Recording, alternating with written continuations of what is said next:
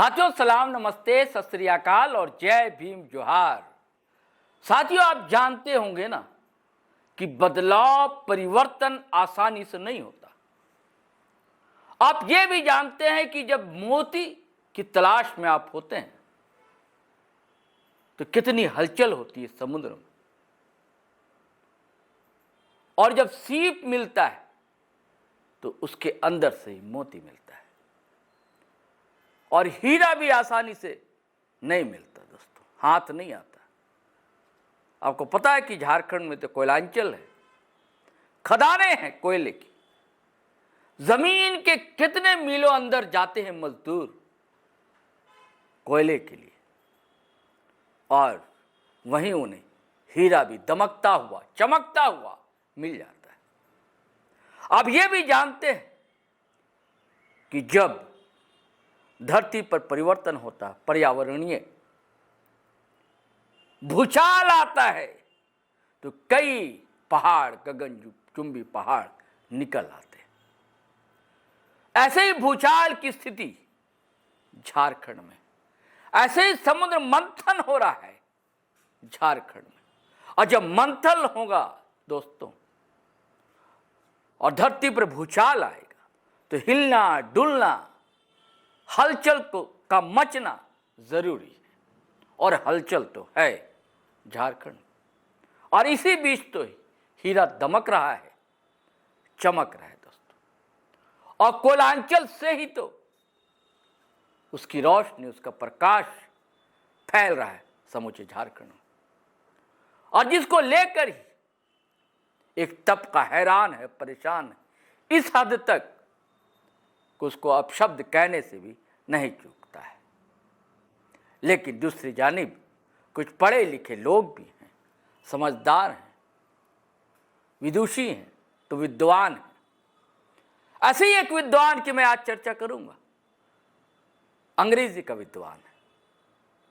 कहते हैं ना कि व्यक्ति दरअसल, मनुष्य जो है दरअसल अपने आप से प्यार करता है बहुत ज्यादा, और वो चाहता है कि उसका संगी साथी भी वैसा ही मिले जैसा वो सोचता है, विचार करता है, जैसा व्यवहार करता है।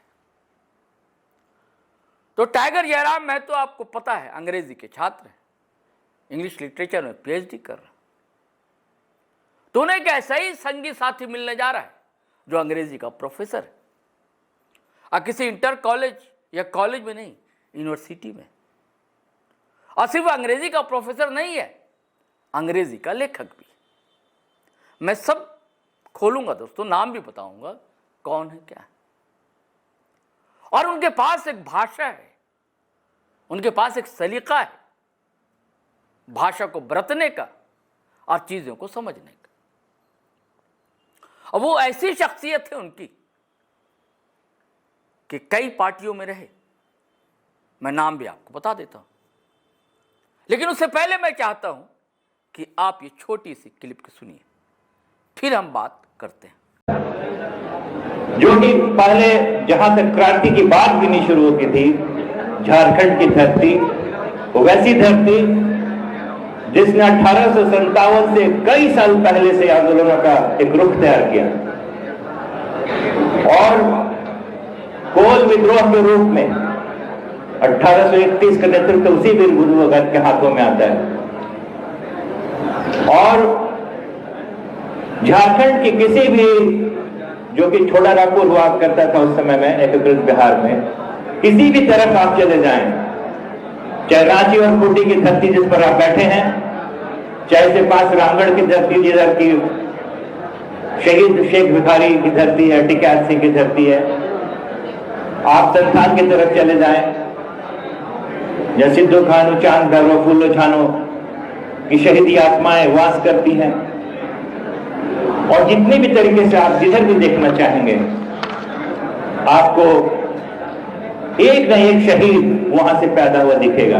ऐसी लोग कहते हैं कि झारखंड ने खनीज पैदा किया, हम कहते हैं झारखंड ने सबसे ज्यादा शहीद पैदा किया। इतना ही शहीद कि गिनते रह जाओगे। जब पूरा हिंदुस्तान 1 जनवरी को हैप्पी न्यू ईयर मनाता है, झारखंड में हजारों हजार लोगों ने 1 जनवरी 1948 को गोलियों से भून दिया गया, वह अपने शहीद के नाम तक नहीं लिख सकते हैं उन शिलालेखों पर। पूरी झारखंड के झरनों को अगर कागज बना दे तो भी शहीदों का नाम हम झारखंड से नहीं लिख सकते हैं, वो जमीन है हमारा। तो साथियों, आपने सुना, यही वो शख्सियत है जो साथ देने जा रही है टाइगर जयराम कुमार महतो का। साथियों, कई मुलाकातें अब तक हो चुकी हैं जयराम महतो से, और फेसबुक ट्विटर पर लगातार वो जयराम महतो के कसीदे गढ़ते रहे हैं, यानी कि पोस्ट डालते रहे हैं, लिखते रहे हैं। उसमें एक तर्क है, सहमति असहमति अपनी जगह है दोस्त। और इस शख्सियत का तेवर भी आपने देखा, अंदाज भी आपने देखा, झारखंड के प्रति उसका उत्कट लगाव भी आपने महसूस किया होगा। और इनका नाम मैं बता दूं, डॉक्टर विनय भरत इनका नाम है दोस्तों। और राजनीतिक गलियारों में आना जाना शुरू से इनका रहा है, चाहे हेमंत सोरेन सीएम हो, चाहे चंपई सोरेन सीएम हो, चाहे राजभवन आना जाना इनका हो, चाहे राहुल गांधी की यात्रा हो, हर जगह ये उपस्थिति अपनी अवश्य दर्ज कराते रहते हैं।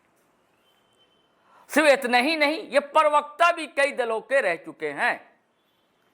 जदयू के प्रवक्ता रहे, सुदेश महतो के साथ बहुत दिनों तक रहे, आजसू पार्टी के प्रवक्ता रहे। सुदेश महतो से जयप्रकाश चौधरी बड़े अच्छे रिलेशन के रहे, विनय भरत के। और इनकी एक किताब भी इधर काफी चर्चा में इंग्लिश में आई है, मैंने पहले कहा था लेखक भी, और देरीदा जैसे दार्शनिक पर किताब है इनकी इंग्लिश में, देरीदा डिकोडेड, ये किताब आई। और ये किताब उन्होंने अभी फिर दौरे में गए थे हाल चाल लेने टाइगर जयराम महतो, तो ये किताब भी उनको दी टाइगर जयराम महतो को। तो खबर ये आ रही है दोस्तों कि डॉक्टर विनय भरत जेल कैंप के प्रवक्ता होने जा रहे हैं, यानी कि हो सकते हैं। यह सूत्रों से मिली जानकारी साथियों, आपको पहली बार जीटी रोड लाइव बता रहा है कि जेल कैंप के प्रवक्ता डॉक्टर विनय भरत हो सकते हैं। आपको पहले कहा, विद्वान है, उनके पास भाषा है, अनुशासन भी पसंद है उन्हें, सारी चीज़ें जो एक प्रवक्ता को चाहिए, जो टीवी डिबेट में आजकल।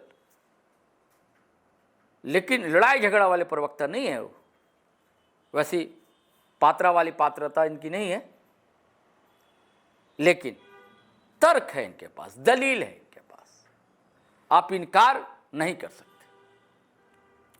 और अभी फिर जब मिलने गए थे, किताब देने गए थे, तब भी उन्होंने लिख मारा। क्या लिखा है दोस्तों, यह भी हम आपको पढ़कर सुनाते हैं कि डॉक्टर विनय भरत ने लिखा क्या है। विनय भरत लिखते हैं, मैंने देरीदा डिकोडेड किताब में देरीदा की स्ट्रक्चर, साइन एंड प्ले लेख पर आधारित कंसेप्ट कंस्ट्रक्शन को डिकोड करने की कोशिश की है। अगर आम भाषा में सबसे सरल और सहज शब्दों में कहें तो उनकी थ्योरी का केंद्र में है शब्द धोखेबाज होते हैं। मतलब शब्द अपना अर्थ पाठक के अनुभव या पूर्वाग्रह के आधार पर बदलते रहते हैं। जैसे मान्यवर जयराम भाई आदिवासी हितों की बात करते हैं, उनके संवैधानिक अधिकारों की बात करते हैं, तो खांटी राढ़ झारखंडी रहते हैं। जब वे अन्य जाति समुदाय की ज़मीनों नौकरियों की हक की बात करते हैं तो खांटी राढ़ झारखंडी रहते हैं। जब वे सदान की हक की बात करते हैं, खांटी राढ़ झारखंडी रहते हैं। जब वे खदान और खदान में हो रहे जातियों के मजदूरों के एक्सप्लॉयटेशन की बात करते हैं तो खांटी झारखंडी रहते हैं। जब वे लाखों बेरोजगार झारखंडी युवाओं की नौकरियों की बात करते हैं तो राढ़ झारखंडी रहते हैं। लेकिन जब वे कुर्मी के लंबित संवैधानिक प्रस्ताव और मांगों को अपने समाज के सभी स्थापित नेताओं, सभी छोटे बड़े अगुवा की सहमति के साथ उन्हें लेकर मैदान में उतरते हैं तो वे और सिर्फ वे ही महज कुर्मी हो जाते हैं। उनको सिर्फ एक कुर्मी के रूप में डिकोड किया जा रहा है। मतलब कुर्मी की बात करते ही वे झारखंडी नहीं रह जाते, सिर्फ कुर्मी हो जाते हैं। मतलब उन पर यह मानसिक दबाव बनाया जा रहा है, तुम सब के लिए लड़ सकते हो, सिर्फ अपने पुरखों के लिए मत लड़ो। लड़ना तो छोड़ो, तुम खास भी नहीं सकते। मतलब साफ है, ट्रांसपेरेंट है, सिलेक्टिव वे नहीं, उनके विरोधी हैं। और वह भी तब कि उन्होंने इस रेल टेका ढार चेका अभियान के सामाजिक नियंत्रण को सिर्फ इसलिए स्वीकार किया कि जो बात रजिस्ट्रार जनरल ऑफ इंडिया या राज्यपाल या संसद की विशेष कमेटियां या कि लोकसभा या कि राज्यसभा या आर्कियोलॉजिकल ऑफ सर्वे या कि राष्ट्रपति जहां भी रुकी हो उस स्टेशन से आगे बढ़े। यह मांग संवैधानिक प्रक्रिया से गुजरे, मौन साधी ये सभी संस्थाएं अपना लंबित फैसला सुनाएं, संशय हटे, बात बस इतनी सी है। इस बीच मुझे नए बच्चे बच्चियों के द्वारा एग्रेशन से दुख नहीं, दुख इस बात का है कि कुछ बुजुर्ग मित्र भी सामाजिक और राजनीतिक आंदोलनों को एक एक कर अपनी चुकी हुई राजनीतिक यात्रा में पेंशन योजना को तलाश कर रहे हैं। और हाँ, इस बात का भी दुख है कि कुर्मी रेल टेका ढार छेका के विरोध में शामिल इन मासूम आदिवासी बेटियों पर निजी हमले किए जा रहे, जो न सिर्फ गैर कानूनी हैं बल्कि सरासर अमानवीय भी हैं। बहरहाल, भारत पाकिस्तान के मैच के बीच अंग्रेजी साहित्य के 3 छात्र और ज़मीनी माटी के राजनीति के धुरंधर संतोष महतो ने यादगार पल साथ साथ बिताया। इस देरीदा डिकोडेड को उनके हाथ में देकर सुकून पहुंचा, उनके यानी कि जयराम महतो के। ये दर्ज किया है डॉक्टर विनय भरत। और कई बातें उन्होंने उठाई।